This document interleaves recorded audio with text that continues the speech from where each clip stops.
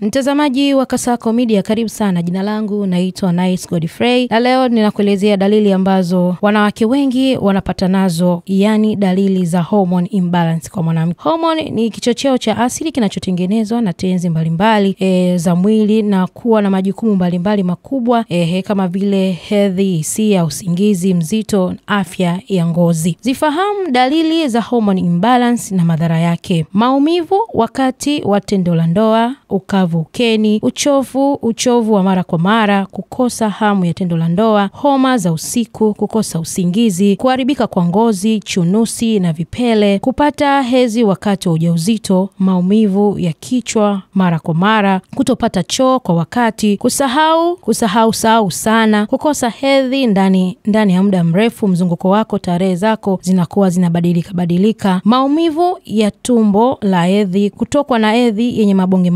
madonge, kutoona ute wa uzazi, kuwa na hasira mara kwa mara, kunenepa na kupungua kuliko kwa sababu kadhaa. Fahamu madhara ya hormone imbalance. Madhara ya hormone imbalance: uvimbe, kutoshika ujauzito kwa muda mrefu yani ugumba, kushuka kwa kinga za mwili, maambukizi mara kwa mara yani fungus na UTI, kuenea kwa haraka zaidi, mimba kuharibika mara kwa mara, kupata mtoto mwenye mapungufu ya kiafya. Hizo ndio dalili na madhara yake ya hormone imbalance kwa wanawake. Endelea kutazama Kasako Media, tunaangazia maisha, tunaandika kesho. Kwaherini.